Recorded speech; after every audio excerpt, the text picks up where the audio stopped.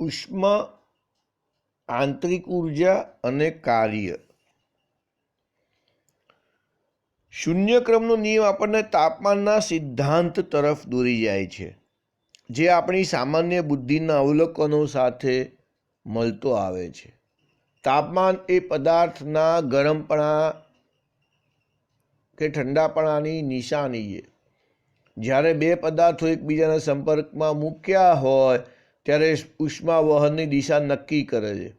ઊંચા તાપમાન રહેલા પદાર્થ તરફથી નીચા તાપમાન રહેલા પદાર્થ તરફ ઉષ્મા વહન થાય છે. જ્યારે તાપમાન સમાન થાય છે ત્યારે આ વહન અટકી જાય છે. હવે આ બંને પદાર્થો તાપીય સંતુલનમાં હોય છે.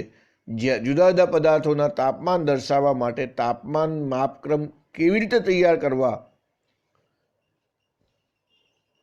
એ આપણે આગળ જોઈ લીધું.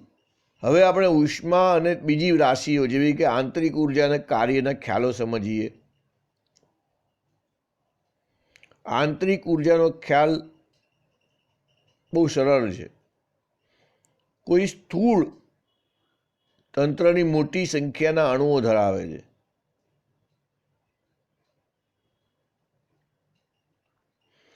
આંતરિક ઉર્જા એ આ અણુઓની ગતિ ઉર્જા અને સ્થિતિ ઉર્જાનો સરવાળો જ છે.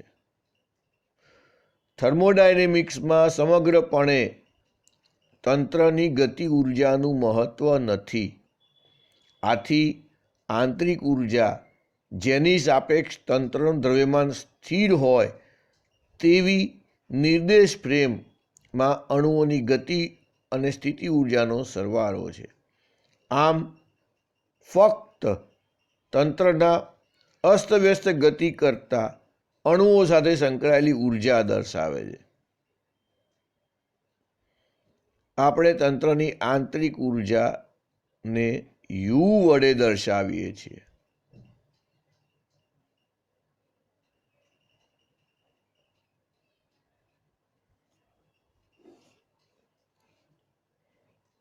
ફરીથી આંતરિક ઉર્જાનો એક વખત ખ્યાલ લઈ લઈએ.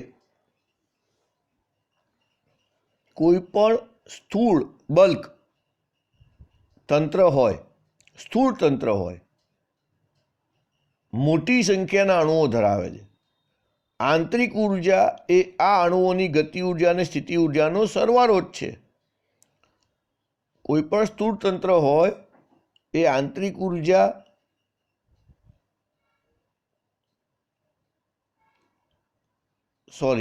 કોઈ પણ સ્થૂળ તંત્ર હોય એ મોટી સંખ્યામાં અણુઓ ધરાવે છે અને આંતરિક ઉર્જા શું છે? એ આ અણુઓની ગતિ ઉર્જા અને સ્થિતિ ઉર્જાનો સરવાળો જ છે. થર્મોડાયનેમિક્સમાં સમગ્ર તંત્રની ગતિ ઉર્જાનું કોઈ મહત્વ નથી. આંતરિક ઉર્જા જેની સાપેક્ષ તંત્રનું દ્રવ્યમાન સ્થિર હોય, આંતરિક ઉર્જા શું છે? જેની સાપેક્ષ તંત્રનું દ્રવ્યમાન સ્થિર હોય તેવી નિર્દેશ ફ્રેમમાં અણુઓની ગતિ અને સ્થિતિ ઉર્જાનો સરવાળો છે. એટલે કે તે ફક્ત તંત્રની અસ્તવ્યસ્ત ગતિ કરતા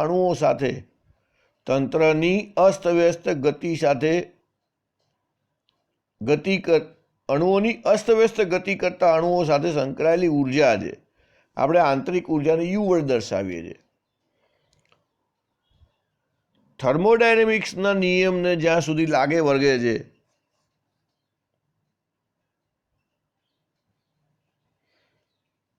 ત્યાં સુધી આંતરિક ઉર્જાનો અર્થ સમજવા માટે અણુ સ્વરૂપનો ઉપયોગ કર્યો છે. યુ એ તંત્રની એક સ્થૂળ ચલરાશિ છે. અગત્યની વાત એ છે કે આંતરિક ઉર્જા એ ફક્ત તંત્રની અવસ્થા ઉપર આધાર રાખે છે.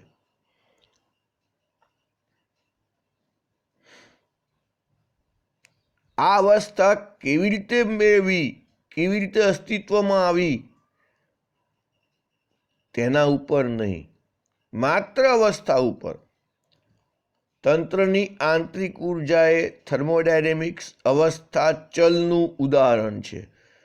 તેનું મૂલ્ય ફક્ત તંત્રની આપેલ અવસ્થા પર જ આધાર રાખે છે, તેના ઇતિહાસ પર નહીં, એટલે કે ભૂતકાળ પર નહીં. એટલે કે આ અવસ્થા સુધી પહોંચવા માટે લીધેલા માર્ગ ઉપર નહીં.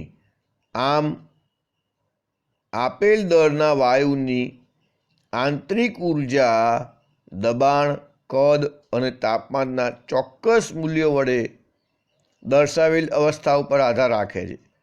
વાયુની આ અવસ્થા કેવી રીતે આવી તેના પર આધાર રાખતી નથી. દબાણ, કદ, તાપમાન અને આંતરિક ઉર્જા એ તંત્રના થર્મોડાયનેમિક અવસ્થા ચલો છે. જો આપણે વાયુમાં નાના નાના આંતરઅણુબળો અવગણીએ તો વાયુની આંતરિક ઉર્જા તેના અણુઓની અસ્તવ્યસ્ત ગતિ સાથે સંકળાયેલ ગતિ ઉર્જાના સરવાળા જેટલી જ હોય.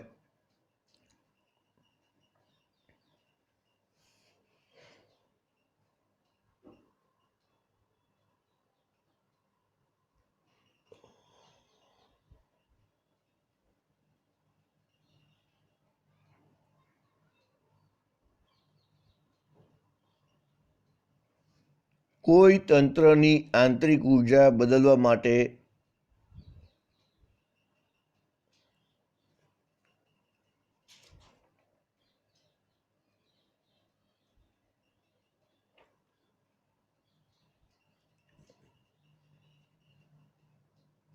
કયા ઉપાયો છે? તો કે આકૃતિમાં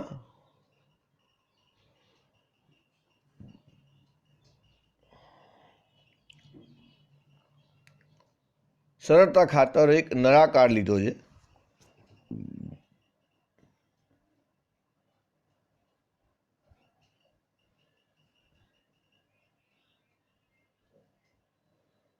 એમાં ચોક્કસ દળ ધરાવતા વાયુ તંત્ર ધારો. એને નળાકારમાં રહેલ ચોક્કસ દળ ધરાવતા વાયુનું તંત્ર ધારો. વાયુની અવસ્થા તેની આંતરિક ઉર્જા બદલવા માટેના બે માર્ગ છે. એક માર્ગ એ છે કે વાયુ કરતાં ઊંચું તાપમાન ધરાવતા પદાર્થના સંપર્કમાં આ વાયુ નળાકારને મૂકો. આ તાપમાન તફાવતને કારણે ઉષ્મા ગરમ પદાર્થ વાયુ તરફ વહન થશે, જેથી વાયુની આંતરિક ઉર્જા વધશે. બીજો માર્ગ એ છે કે પિસ્ટનને નીચે તરફ ધક્કો મારો. આ પિસ્ટન છે. ક્યાં છે પિસ્ટન? આ પિસ્ટન છે. નીચે તરફ ધક્કો મારો એટલે કે આ તંત્ર પર કાર્ય કરવું. તે પણ વાયુની આંતરિક ઉર્જા વધારશે. અલબત્ત આ બંને વસ્તુ ઉલટી દિશામાં પણ થઈ શકે. પરિસર નીચા તાપમાને હોય તો ઉષ્મા વાયુમાંથી પરિસર તરફ વહેશે. તે જ રીતે વાયુ પિસ્ટનને ઉપર તરફ ધકેલે અને પરિસર પર કાર્ય કરે. ટૂંકમાં ઉષ્મા અને કાર્ય એ થર્મોડાયનેમિક તંત્ર અવસ્થાને બદલવા માટે અને તેની આંતરિક ઉર્જાનો ફેરફાર કરવા માટેના બે માર્ગ છે.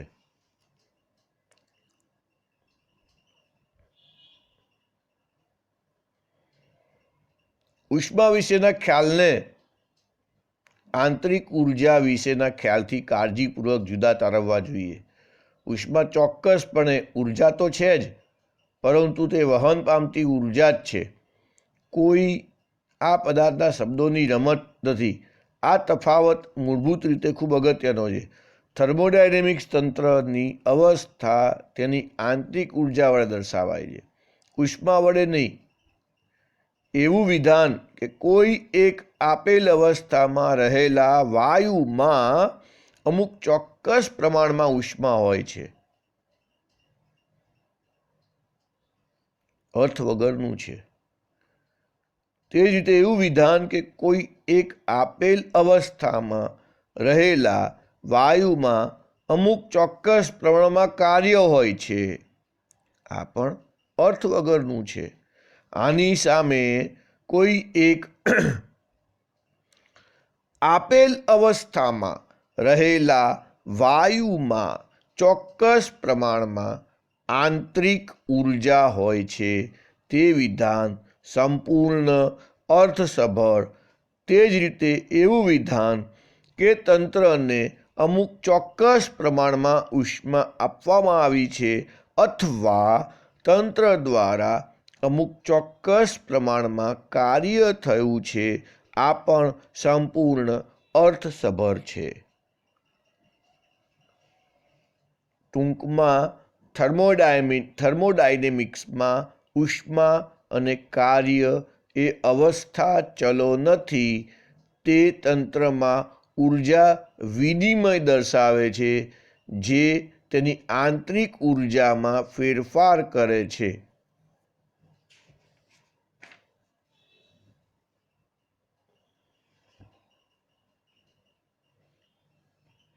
હવે આપણે લઈએ છીએ થર્મોડાયનેમિક્સનો પહેલો નિયમ.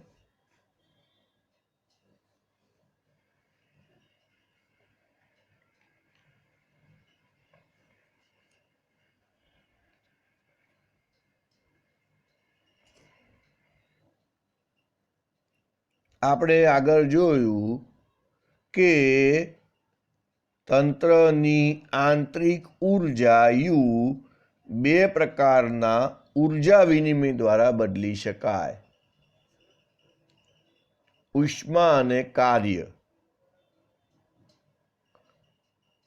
ધારો કે ડેલ્ટા ક્યુ પરિસર દ્વારા તંત્રને આપવામાં આવેલ ઉષ્મા છે, ડેલ્ટા ડબલ્યુ તંત્ર દ્વારા પરિસર પર થયેલ કાર્ય છે, ડેલ્ટા યુ તંત્રની આંતરિક ઉર્જામાં થતો ફેરફાર છે. આથી ઉર્જા સંરક્ષણના વ્યાપક સિદ્ધાંત મુજબ ડેલ્ટા ક્યુ બરાબર ડેલ્ટા યુ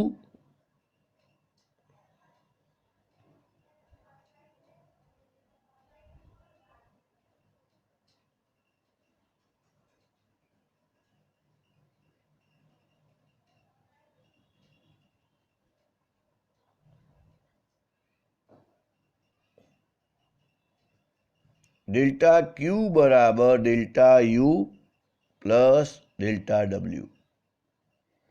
એટલે કે તંત્રને આપવામાં આવેલી ઉષ્મા ડેલ્ટા ક્યુનો થોડો ભાગ તંત્રની આંતરિક ઉર્જા, જ્યારે બાકીનો ભાગ પરિસર પર થતા કાર્યમાં જાય છે. અને આ સમીકરણને થર્મોડાયનેમિક્સનો પહેલો નિયમ કહેવામાં આવે છે. બહુ જ મહત્વનો છે.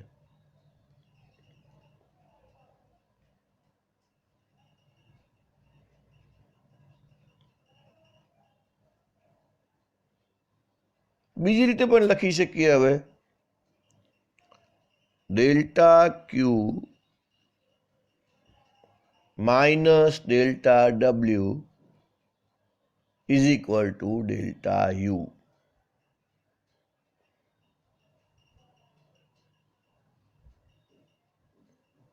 અહીં તંત્ર પ્રારંભિક અવસ્થાથી અંતિમ અવસ્થા સુધી ઘણા બધા માર્ગે જઈ શકે. P1 V1 થી P2 V2 સુધી લઈ જવું હોય તો દબાણ અચળ રાખીને પહેલાં કદ V1 થી V2 સુધી બદલી શકીએ. એટલે પહેલાં આપણે P1 V2 સ્થિતિમાં જઈએ, ત્યારબાદ કદ અચળ રાખીને દબાણ P1 થી P2 સુધી લઈ જઈ શકીએ, જે વાયુને P2 V2 સ્થિતિ લઈ જાય. બીજી રીતે આપણે પહેલાં કદ અચળ રાખીને કદ અચળ રાખીએ, ત્યાર પછી દબાણ અચળ રાખીએ. યુ અવસ્થા ચલ હોવાથી ડેલ્ટા યુ ફક્ત પ્રારંભિક અને અંતિમ અવસ્થા ઉપર આધાર રાખે છે, માર્ગ ઉપર આધાર રાખતું નથી. ડેલ્ટા યુ શેની પર આધાર રાખે છે? ફક્ત પ્રારંભિક અને અંતિમ અવસ્થા ઉપર આધાર રાખે છે. આપણે આગળ જોઈ ગયા હતા કે આંતરિક ઉર્જા એ માત્ર અવસ્થા ઉપર આધાર રાખે છે, એટલે કે પ્રારંભિક અને અંતિમ અવસ્થા ઉપર આધાર રાખે છે, નહીં કે વાયુ એકથી બીજી અવસ્થા સુધી જવા માટે લીધેલો માર્ગ કયો છે તેના ઉપર નહીં.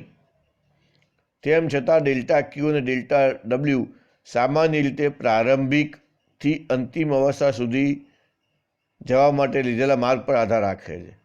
ડેલ્ટા ક્યુ અને ડેલ્ટા ડબલ્યુ એ બંને માર્ગ ઉપર આધાર રાખે છે, પણ બેનો તફાવત જે છે ડેલ્ટા ક્યુ માઇનસ ડેલ્ટા ડીનું સંયોજન છે. સંયોજન શબ્દ કરતાં ચોપડીમાં સંયોજન શબ્દ છે, પણ એના કરતાં તફાવત શબ્દ સારો છે કે ડેલ્ટા ક્યુ માઇનસ ડેલ્ટા ડબલ્યુનું જે તફાવત છે એ માર્ગથી સ્વતંત્ર છે. આ દર્શાવે કે જો તંત્રને એવી પ્રક્રિયામાંથી પસાર કરવામાં આવે કે જો ડેલ્ટા યુ શૂન્ય હોય આગળ આપણે જોઈશું સમતાપી પ્રસરણમાં તો ડેલ્ટા ક્યુ બરાબર ડેલ્ટા ડબલ્યુ થાય. એટલે કે તંત્રને આપવામાં આવેલી ઉષ્મા તંત્ર દ્વારા પરિસર પર કાર્ય કરવામાં સંપૂર્ણપણે વપરાઈ જાય. જો તંત્ર ખસી શકે તેવી પિસ્ટન ધરાવતા નળાકારમાં રહેલા વાયુનું બનેલું હોય તો પિસ્ટનને ખેંચવા માટે વાયુ કાર્ય કરે છે. બળ એ દબાણ અને ક્ષેત્રફળનો ગુણાકાર હોવાથી તેના ક્ષેત્રફળ અને સ્થાનાંતરનો ગુણાકાર કદ દર્શાવતો હોવાથી તંત્ર દ્વારા અચળ દબાણ P માટે થયેલ કાર્ય ડેલ્ટા ડબલ્યુ બરાબર delta U plus P into delta V છે.